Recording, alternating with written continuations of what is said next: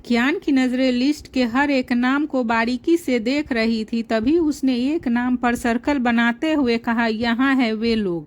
जब तीनों ने उस नाम को देखा तो शिव ने कहा, यह तो मुंबई का आउटसाइडर एरिया है। उनकी बात पर कियान ने कहा, हाँ यह आउटसाइडर एरिया है, पर आई एम डैम श्योर वे लोग यही है। वह अपनी बात पूरी करके वहां से चला गया तो उसके पीछे पीछे वे तीनों भी चले गए। रात के 12 बज रहे थे जब वे चारों लोग उस प्राइवेट लॉन्ज के बाहर खड़े थे। लॉज के बाहर सिक्योरिटी को देखकर कियान ने कहा, हम एक साथ अंदर नहीं जा सकते। उसकी बात सुनकर रिहान ने अपना प्लान डिस्कस किया और सबसे उससे अग्री किया। फिर वे चारों ही दो टीमों में बट गए। एक टीम में राहुल और शिव थे तो दूसरी टीम में कियान और रिहान थे। जहां एक तरफ राहुल और शिव अपना हुलिया बदलकर आगे से एंटर हुए थे तो वहीं दूसरी तरफ कियान और रिहान पीछे से एंटर हुए थे। जब वे चारों अंदर पहुंचे तो लॉज देखने में बाकी सभी लॉज की तरह ही था। यहाँ यंगस्टर एंजॉय करने आते थे। कियान ने जब चारों तरफ नज़रें घुमा कर देखा तो उसे वहाँ का माहौल ठीक नहीं लगा और वह वहाँ से वापस जाने के लिए मुड़ा। पर तभी कुछ लोग की बात सुनकर उसके कदम रुक गए और वह पलटकर उनकी बातें सुनने लगा। फिर उसने वहीं लोग को सीक्रेट रास्ते से अंदर जाते हुए देखा तो वे चारों भी उनके पीछे पीछे चले गए। जब वे सभी अंडरग्राउंड बने बार में आए तो वहाँ का नज़ारा कुछ और ही था। वहाँ हुस्न का बाजार लगा हुआ था, जहाँ ना हुस्न की कमी थी ना हुस्न की बोली लगाने वालों की। अपने सामने के नज़ारे को देखकर कियान की आंखें में खून उतर आया था। गुस्से से उसकी बॉडी हीट करने लगी थी। तभी उसने गुस्से में कसकर अपनी मुट्ठी को बंद कर लिया, जिसकी वजह से उसके हाथ की नसें उभर आई थी। वह उस टाइम बेहद डेंजरस लग रहा था। उसका गुस्सा और उसके इस डेंजरस लुक को देखकर किसी की भी रूह कांप जाए। वह जितना हैंडसम दिखता था अभी वह उतना ही खतरनाक लग रहा था। सबको एक नज़र देखते हुए उसने मन ही मन खुद से कहा, कहाँ हो तुम सुहानी। यह कहते हुए वह अपनी काली आंखों से उस जगह को एक्सप्लोर करने लगा। उसके जैसा ही रिएक्शन सेम रिहान, राहुल और शिव का भी था। चारों की नज़रें भीड़ में सुहानी, शिवी, स्वाति और आशु को तलाश रही थी, पर उनकी नज़रों की तलाश जैसे खत्म होने का नाम ही नहीं ले रही थी। तभी शिव ने राहुल को कान में कुछ कहा और उसे अपने साथ लेकर दूसरी तरफ से चला गया। कियान और रिहान भी इधर उधर देखते हुए उन्हें ढूंढ रहे थे। तभी सबकी नज़रें एक आवाज़ सुनकर स्टेज पर गई, जहां नाम मात्र कपड़ों में कुछ लड़कियां डांस कर रही थी। आवाज़ सुनकर वे लड़कियां भी स्टेज से उतर कर साइड हो गई थी और उन लड़कियों की जगह दूसरी लड़कियों ने ले ली थी। फिर उनके बीच से निकलकर दो लड़के स्टेज पर आए। दोनों ने एक जैसे कपड़े पहने हुए थे, जो उस माहौल के हिसाब से एकदम परफेक्ट लग रहे थे। उनकी आंखों पर मास्क लगा था, जिससे उनका चेहरा पहचान में नहीं आ रहा था। फिर एक गाना प्ले हुआ और दोनों ही लड़के उन पर डांस करने लगे। वे दोनों ही लड़के जो डांस कर रहे थे वे कोई और नहीं राहुल और शिव थे। लोगों की भीड़ की वजह से वे उन्हें ढूंढ नहीं पा रहे थे, इसीलिए जब शिव की नज़र स्टेज पर गई तो उसे एक आइडिया आया और वह राहुल के साथ स्टेज पर आ गया। स्टेज जो ऊंचा था वह आसानी से वहां से सबको देख पा रहे थे। जहां राहुल और शिव डांस करते हुए लोगों के भीड़ में उन्हें ढूंढ रहे थे, तो वहीं कियान और रिहान भी भीड़ को चीरते हुए चारों को ढूंढने में लगे थे, पर वे चारों अभी भी उन्हें कहीं नहीं दिखी थी। फिर दोनों की नज़रें जैसे ही स्टेज पर गई वे दोनों डांस कर रहे लड़कों को देखकर समझ गए कि वे दोनों राहुल और शिव है। वे दोनों अभी गाने के बोल के साथ स्टेप मैच करते हुए डांस कर रहे थे कि तभी दो लड़कियां आगे आई और उनका साथ देते हुए उनके साथ डांस करने लगी। तभी शिव और राहुल ने दोनों ही लड़कियों को खुद से दूर कर दिया और एक बार फिर उनकी नज़रें भीड़ पर चली गई और वे उन्हें तलाशने लगे। तभी गाना खत्म हुआ और डांस की आखिरी स्टेप के साथ राहुल और शिव की उम्मीद भी जैसे खत्म हो गई थी। उन्हें उस भीड़ में वे चारों कहीं नहीं दिखी। इधर कियान और रिहान भी उन्हें ढूंढने में नाकामयाब रहे थे। रिहान ने उस भीड़ को होपलेस नज़रों से देखते हुए मन ही मन खुद से कहा, कहाँ हो यार सिवी, अब तो मिल जाओ, I want to see you.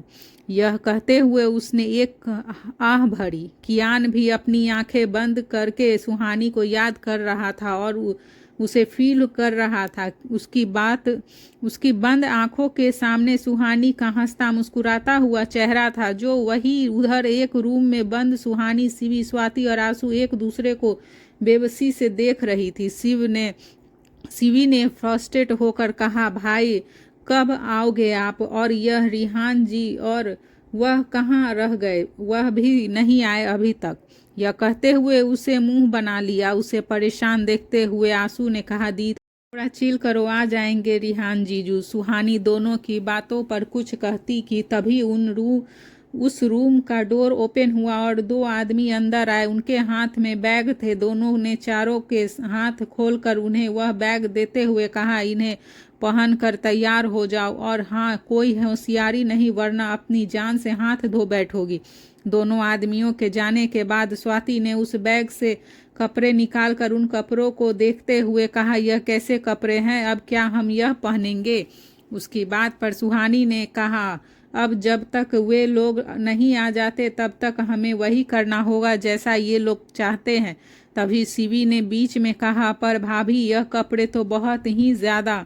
वह अभी बोल ही रही थी कि इतने में सुहानी ने कहा, आई नो बहुत चीप है, पर हमें इन्हें पहनना ही पड़ेगा। यह कहते हुए उसने स्वाति की तरफ देखा।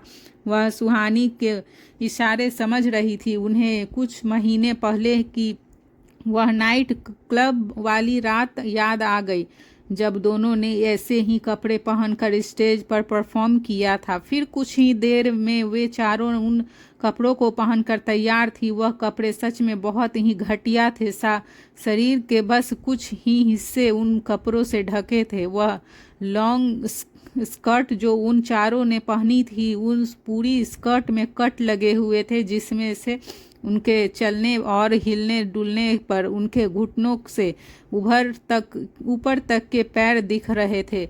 इस बार उनके चेहरे पर कोई भी नकाब नहीं था। उसके माथे पर गोल्डन कलर की डोरी बंधी थी और रोशनी में चमक रही थी। उन सभी के काले सुनहरे लंबे बाल उनकी पीठ पर बिखरे हुए थे, जो उनकी ब्लैक बैकलेस ब्लाउज को कवर किए हुए थे। उधर कियान, रिहान, राहुल और शिव, वे चारों ही उन लोगों की आवाज़ों को सुन रहे थे जो वहां मौजूद लड़कियों की बोली लगा रहे थे। एक ने कहा 10 लाख, फिर दूसरे ने कहा 20 लाख, फिर तीसरे ने कहा 40 लाख। यह सारी आवाज़ें कियान के कानों में सुई की तरह चुभ रही थी। तभी उसने अपनी आंखें बंद किए हुए ही अपनी मुट्ठी को कसकर बंद कर लिया, जैसे कि उसने ही यह डिसाइड कर लिया था कि आज वह इस बाजार को हमेशा के लिए ख़त्म कर देगा। तभी उसने अपनी कमर में टंगी गन निकाली और जैसे ही वह फायरिंग करने वाला था कि तभी एक आवाज़ वहां गूंजी। आवाज़ सुनकर उसकी नज़रें स्टेज पर गई, क्योंकि आवाज़ स्टेज पर से ही आ रही थी। राहुल और शिव, जो अभी भी स्टेज पर थे, वे आवाज़ सुनकर एक दूसरे को देखने लगे कि तभी वे स्टेज धीरे धीरे 2 हिस्सों में डिवाइड हो गया और सभी स्टेज से नीचे आ गए। जैसे जैसे स्टेज बीच में से डिवाइड होकर दूर हो गया था, वैसे ही नीचे की तरफ से एक स्टेज ऊपर की तरफ आ रहा था। जब वह स्टेज नीचे से ऊपर आया तो उसके साथ ही 4 लड़कियां जो उसी स्टेज पर खड़ी थी, वे सभी को दिखने लगी।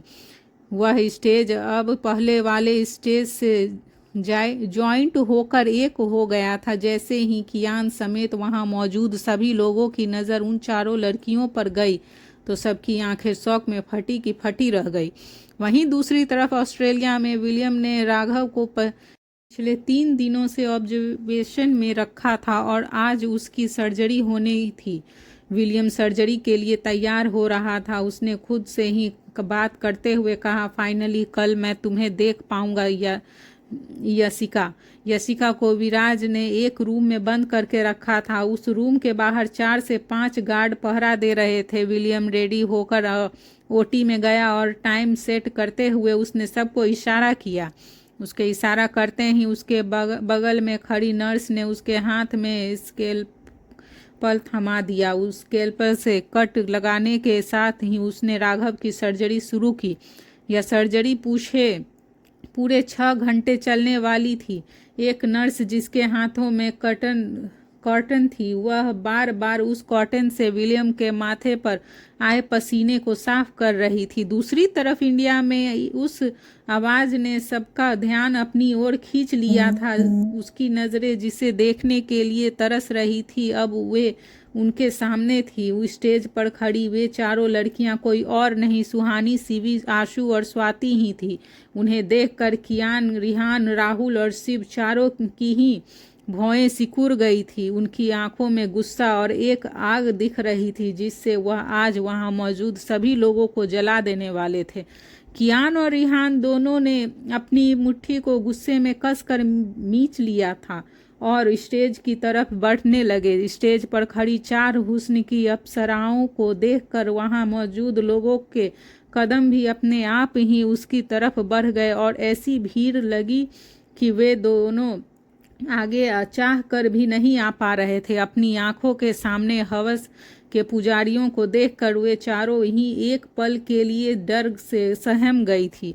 तभी चारों ने एक दूसरे के हाथों को कसकर पकड़ लिया। फिर उन्होंने एक दूसरे की तरफ देखकर कुछ इशारे किए।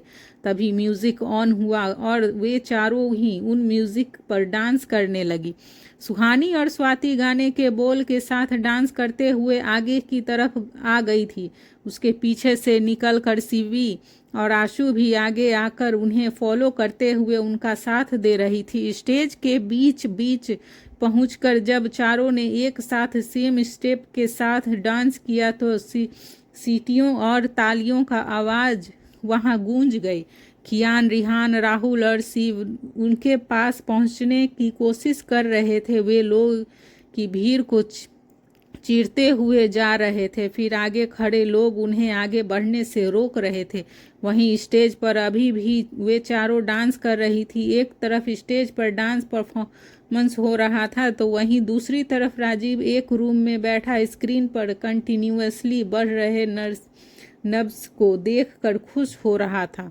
उधर वे चारों की अब तक स्टेज के पास पहुंच गए थे। उन्हें करीब से देखकर कियान और बाकी सबका गुस्सा कंट्रोल करना मुश्किल हो रहा था। तभी वे सभी डांस करते हुए स्टेज से नीचे आई। फिर एक स्टेप को करते हुए जब वे चारों अपनी कमर के सहारे हाथों को ऊपर वेव करते हुए पीछे की तरफ झुकी तो ठीक उसी टाइम कियान ने आगे बढ़कर सुहानी की बैक पर हाथ रखते हुए उसे अपना सपोर्ट दिया। रिहान, राहुल और शिव ने भी सेम स्टेप किया। कियान से नज़रें मिलते ही सुहानी ने उसे पहचान लिया था। वह उसे देखकर स्माइल करते हुए खुद से बोली, आप आ गए। हालांकि उसके चेहरे पर मास्क लगा था पर उसकी नाखें और उसकी छुअन को उन सभी ने पहचान लिया था और तभी उन सबके होठों पर स्माइल आ गई थी। फिर तभी वे चारों वापस से खड़ी हुई और डांस करने लगी। शिवी डांस करते हुए रिहान के चारों तरफ घूम रही थी और उसके गले में अपनी बाहें डालकर डांस करने लगी। शिवी की तरह ही सुहानी, स्वाति और आशु ने भी सेम स्टेप किया। फिर डांस के दौरान ही राहुल और शिव की कमर से स्वाति और आशु ने गन निकाल ली और उन गन को अपने पीछे छुपाकर डांस करते हुए वे आगे